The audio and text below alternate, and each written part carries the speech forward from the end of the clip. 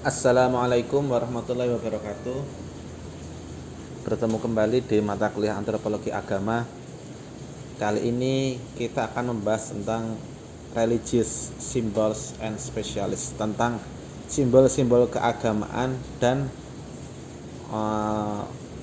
peran-peran atau tokoh-tokoh keagamaan atau ahli agama, spesialis agama.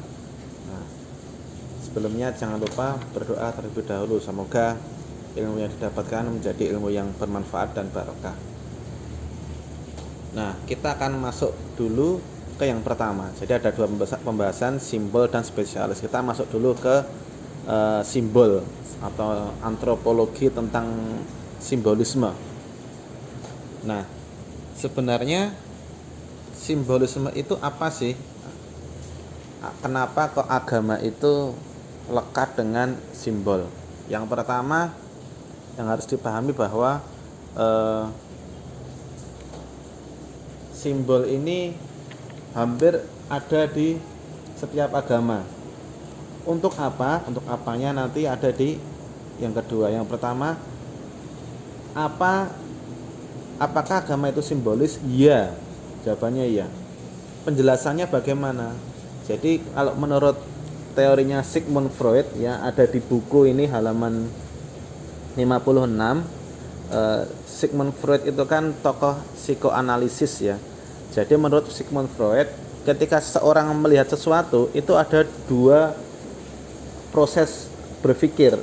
Yang pertama proses primer, yang kedua proses sekunder.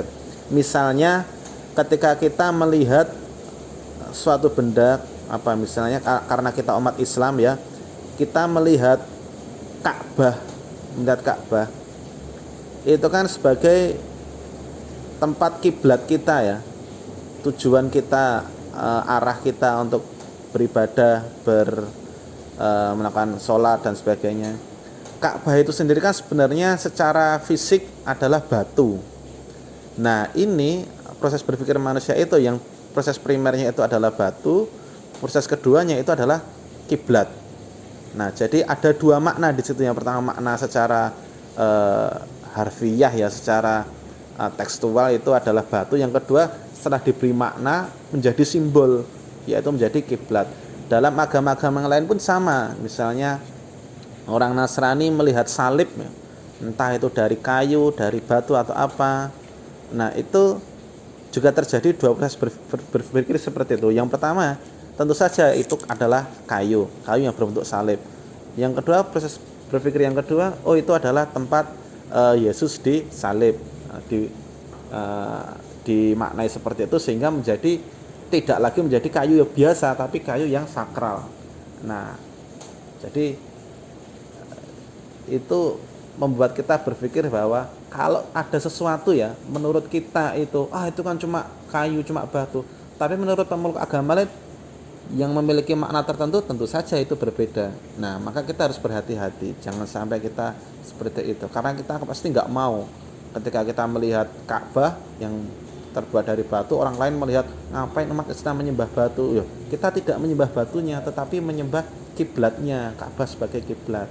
Nah, di umat agama lain pun sama, sebenarnya ada hal-hal yang bermakna atau simbol seperti itu. Itu contoh kecil saja.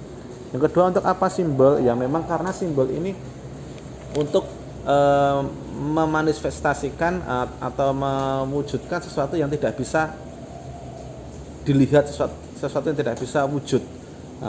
Karena keterbatasan manusia, keterbatasan tempat, keterbatasan waktu, maka dimunculkanlah simbol-simbol tersebut untuk memudahkan manusia melakukan ritual-ritual ibadahnya dan meningkatkan keimanannya. Jadi seperti itu. Kalian misalnya kalau di musola itu kan, atau di tempat sholat manapun, biasanya ada kaligrafi atau ada figura isinya lafaz Allah atau ayat kursi atau apa. Tentu kita di tempat sholat itu tidak menyembah kaligrafi itu, tidak menyembah figura itu, tetapi itu hanya simbol saja untuk menguatkan ibadah kita, meningkatkan keyakinan kita. Mungkin seolah-olah kita merasa sedang diawasi oleh Allah dan sebagainya. Tuh. Kemudian kita langsung menuju ke simbol-simbol agama. Ada banyak simbol-simbol agama di sini yang akan saya sebutkan, ada 7 sesuai yang ada di buku. Yang pertama adalah sacred spaces atau tempat-tempat yang sakral. Nah, biasanya umat-umat beragama itu punya tempat-tempat sakral yang dalam beberapa tradisi ada yang sampai melakukan pilgrimage. Pilgrimage itu ziarah. Seperti kalau umat Islam punya tempat suci yaitu di Ka'bah, di Masjidil Haram, Masjid Nabawi, Masjidil Aqsa, itu tempat-tempat suci. Nanti di kalangan Islam internal sendiri nanti ada tempat-tempat suci yang lain, misalnya makam-makam para nabi, makam-makam para wali, bahkan di Jawa mungkin ada petilasan Wali Songo, itu menjadi tempat-tempat yang sakral juga. Di mana karena itu tempat yang sakral, maka orang-orang tidak bisa sembarangan melakukan sesuatu di situ. Maksudnya karena tempat sakral yaitu harus dijaga, tidak boleh berbuat aneh-aneh. Biasanya ada larang-larangannya, nggak boleh ini, nggak boleh itu. Di beberapa makam wali misalnya, orang wanita yang sedang haid tidak boleh masuk, tidak boleh mengambil foto. Bahkan kalau saya di Jogja itu ada makam Raja-Raja Mataram ya, di Imogiri itu mau masuk harus pakai seragam ala Jawa seperti itu. Nah, itu contoh tempat-tempat yang sakral. Di agama-agama lain juga sama, ada tempat sakral. Misalnya ada tembok ratapan di Yerusalem menjadi tempat sakralnya orang Yahudi. Dan nanti ada Sungai Gangga, tempat sakralnya orang Hindu dan sebagainya. Nah, itu ada. Kemudian yang kedua, icon atau idols. Icon atau idols ini memang terjemahannya adalah semacam mungkin gampangnya seperti patung lah, patung. Nah, patung itu enggak ada banyak bentuknya ya, mungkin bisa saja itu adalah berupa dari batu, dari kayu, dari yang dimana itu dikultuskan atau itu dianggap merupakan tempat representasi dari Tuhan atau dewa, dan itu disembah, dipuja, diberi sesembahan, seserahan dan sebagainya. Nah, itu adalah icon atau idols, adalah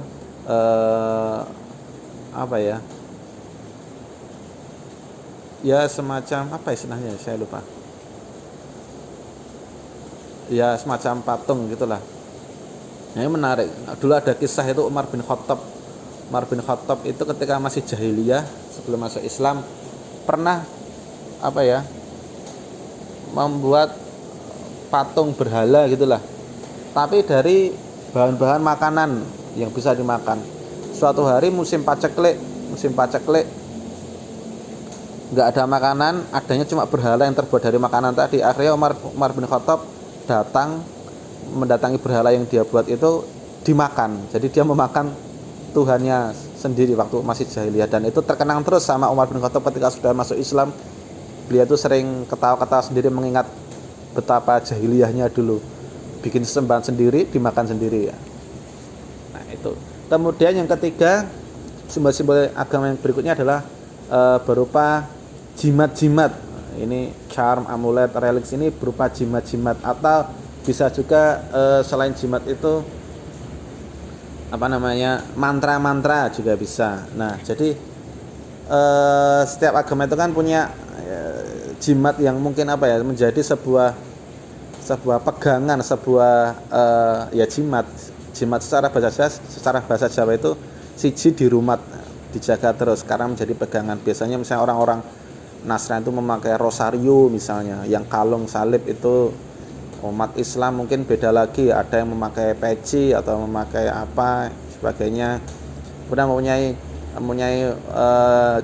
mempunyai mantra, atau kalau dalam Islam seperti wirid bacaan yang kalimat-kalimat thayyibah dan sebagainya. Kemudian simbol-simbol agama berikutnya adalah mask atau topeng. Dalam beberapa agama itu topeng itu digunakan untuk ritual keagamaan tertentu. Biasanya topeng ini menyerupai kalau tidak hewan ya manusia, antara dua ini. Kalau di daerah-daerah tertentu misalnya di Australia, di suku aborigin itu topengnya menyerupai topeng kanguru. Nah, dan sebagainya. Ada juga di Jepang itu menyerupai topeng anjing yang apa itu namanya, Inu atau apa itu. Nah, itu adalah salah satu bentuk ritual. Kemudian simbol berikutnya tubuh manusia. Nah, tubuh manusia ini juga menjadi simbol agama. Maksudnya bagaimana? Maksudnya adalah tubuh manusia ini ada yang diberi aksesoris atau pakaian yang menunjukkan identitas keagamaan, seperti kalau dalam Islam wanita itu memakai jilbab atau memakai gamis, memakai tasbih, memakai tradisi agama-agama yang lain. Nah, di sini ini menunjukkan identitas keagamaan. Nah, artinya tubuhnya itu menjadi simbol agama itu sendiri. Nah, seperti itu. Kemudian berikutnya, simbol agama berikutnya adalah objek-objek ritual. Ini adalah aksesoris-aksesoris yang digunakan ketika kita sedang melakukan ibadah atau ritual. Misalnya umat Islam itu ketika mau sholat pakai sajadah, maka sajadah itu menjadi simbol umat Islam, sajadah. Kemudian orang Syiah itu misalnya memakai batu Karbala. Nanti orang-orang Nasrani kalau beribadah mereka misalnya butuh lilin, butuh altar, butuh lonceng dan sebagainya. Ada yang butuh gong. Umat Hindu nanti juga butuh macam-macam sendiri-sendiri ada. Nah, itu disebut ritual objects, salah satu simbol keagamaan juga. Yang terakhir, simbol agama yang terakhir itu adalah teks. Teks ini biasanya dimaknai sebagai kitab suci ya, tapi tidak harus kitab suci. Kitab hadis itu juga simbol keagamaan, atau buku-buku yang menjadi buku-buku sakral, buku-buku suci yang isinya itu menjadi panduan, isinya itu tidak boleh dirubah, isinya itu harus dijaga dan sebagainya. Nah, itu juga menjadi simbol keagamaan, seperti Al-Quran itu yang milik umat Islam dan sebagainya. Nah, itu contoh teks dari simbol-simbol agama berupa teks. Kemudian kita masuk yang berikutnya, yaitu religious specialist. Religious specialist ini yang pertama adalah shaman. Shaman ini apa? Shaman ini mungkin tidak semua agama punya ya, tapi biasanya ada sosok disebut shaman. Shaman itu kalau di sini ya, mungkin di versi literatur yang lain beda, tapi di sini shaman itu semacam dukun yang tugasnya untuk memberi atau untuk mengobati orang yang sakit. Jadi perannya itu seperti dokter atau tabib. Nah, di sini bedanya dari dokter pada umumnya, dia mengobati tidak dengan cara medis, tetapi dengan cara spiritual, dengan cara klinik, dengan cara keagamaan. Misalnya kalian pernah sakit, bukannya ke dokter tapi ke dukun, ke tabib. Nah, kemudian dukunnya atau tabib itu nyuruh kalian misalnya untuk membaca zikir ini itu untuk dan sebagainya. Nah, itu maka si dukun ini, entah itu kalian menyebutnya kiai atau ustadz, itu kalau secara antropologi disebut sebagai shaman. Nah, shaman ini ada yang dia itu mendapatkan ilmunya secara bakat ya, artinya sejak kecil, sejak lahir dia udah punya bakat seperti itu. Ada juga yang memang belajar dilatih terus menerus, akhirnya lama-lama bisa. Nah, itu shaman. Yang kedua, priest itu semacam pendeta, atau ya kalau kita di Islam seperti ya kiai atau ustadz. Nah, di sini biasanya dicapai dengan cara usaha atau belajar yang lama dan berat. Bahkan kalau di priest itu ya harus ada pelantikannya, harus ada pelantikan layak disebut sebagai seorang pendeta. Biasanya kalau di Islam itu kayak gitu kan susah. Kemarin ada berita mau sertifikasi ustadz saja banyak yang didemo, karena nanti dikira ustadz yang bersertifikasi itu adalah ustadz yang pro pemerintah. Nah, maka kalau di Nasrani itu seorang pendeta ini memang sudah memenuhi syarat-syarat tertentu, sudah ada kualifikasinya, seperti ibarat dokter itu ada sumpah dokternya, ada tesnya, ada belajarnya dan sebagainya. Nah, kalau ustadz itu susah. Karena orang pakai peci, pakai jubah aja udah dipanggil ustadz. Padahal harusnya kalau umat Islam mau seperti yang lebih formal lagi, supaya orang tidak sembarang menjadi ustadz, harusnya bisa dilembagakan. Artinya tidak semua orang bisa mengaku sebagai ustadz atau kiai seperti itu. Karena orang itu kalau sudah diberi gelar ustadz, wah itu sudah bawaannya pengen menyeramahi orang, bawaannya pengen poligami, macam-macam pokoknya. Aku kan ustadz. Kemarin ada apa namanya, pelawak itu misalnya si Kiwil, gara-gara dia ikut 212 langsung orang-orang manggilnya Ustadz Kiwil, langsung poligami, misalnya seperti itu. Nah kemudian tokoh religious spesialis berikutnya ini adalah diviner atau oracle. Ini biasanya semacam peramal ya, tukang ramal, orang yang tahu masa depan, entah itu dia memakai bantuan spirit, atau dia memang punya ilham, atau dia ngawur atau apa. Nah ini nggak tahu, tapi ada sosok-sosok dalam keagamaan itu yang memang punya kemampuan untuk melihat masa depan, sehingga dia dipercaya orang-orang sebagai seorang peramal, seorang diviner atau oracle seperti itu. Nah kemudian yang nomor 5 yaitu ascetics, monks atau mendicants. Ini adalah sosok orang-orang yang zuhud ya, zuhud itu artinya dia itu menjauhi dunia supaya dia lebih dekat kepada Tuhan, lebih dekat kepada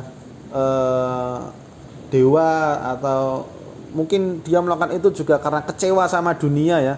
Wah, saya hidup di dunia ini isinya cuma menderita, ya sudahlah saya menjauhi dunia saja biar saya mendekatkan diri pada Tuhan. Nah itu juga bisa saja seperti itu. Tapi ada tokoh-tokoh seperti itu di setiap agama yang dia memilih untuk menjauhi dunia dan mendekati kepada Tuhannya atau mendekati akhirat. Nah ini sebenarnya ada yang terlewatkan ini ya, setelah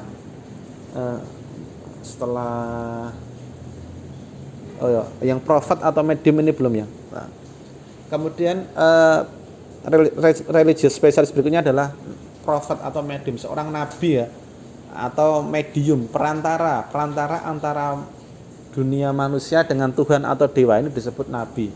Nah ini biasanya kalau kita dalam Islam ya ada nabi dan rasul dan sebagainya. Nah nanti dalam agama yang lain juga ada sendiri. Misalnya dalam Nasrani itu yang disebut para rasul itu ya sahabat-sahabatnya atau murid-muridnya Yesus itu disebut rasul. Nah nanti setiap agama juga punya sendiri, karena tidak semua orang itu bisa ngomong atau berbicara dengan Tuhan, berkomunikasi dengan Tuhan. Harus diwakilkan oleh sosok-sosok tertentu yang terpilih. Nah, terpilihnya ini bisa dipilih langsung dari Tuhan atau mungkin dipilih langsung dari manusia. Nah seperti itu. Kemudian berikutnya adalah sorcerer, yaitu seorang yang menguasai ilmu magic ya, yang mempunyai magic. Nah di sini orang yang mempunyai keahlian seperti ini biasanya digunakan secara bisa baik dan bisa buruk. Artinya magic yang digunakan ini bagai dua sisi mata uang ya.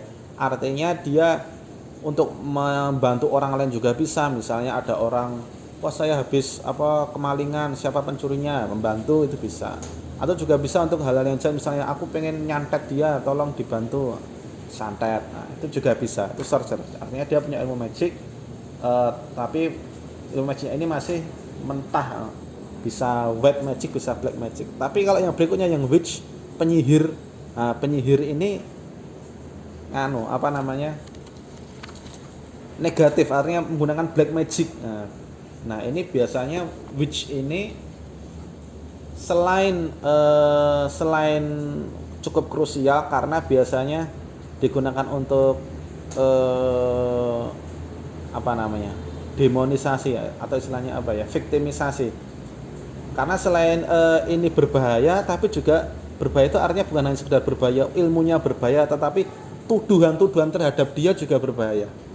Maksudnya seperti ini, selain ilmu yang dia miliki itu sendiri jelek, nanti bisa menyakiti orang lain, bisa menyelakakan orang, tapi juga menuduh orang sebagai penyihir itu juga nggak jauh kalah bahayanya. Nah, biasanya dulu ketika zaman Soeharto itu kan banyak kiai-kiai atau dukun-dukun itu dituduh sebagai penyihir, dituduh sebagai tukang santet, padahal nggak jelas bener apa enggaknya. Pokoknya asal dituduh, oh dia dukun, oh dia tukang santet, langsung dihabisi. Nah itu juga bahaya seperti itu karena nggak punya bukti. Nah itu sekilas pengantar dari religious symbol dan spesialis. Semoga bermanfaat dan barokah. Assalamualaikum warahmatullahi wabarakatuh.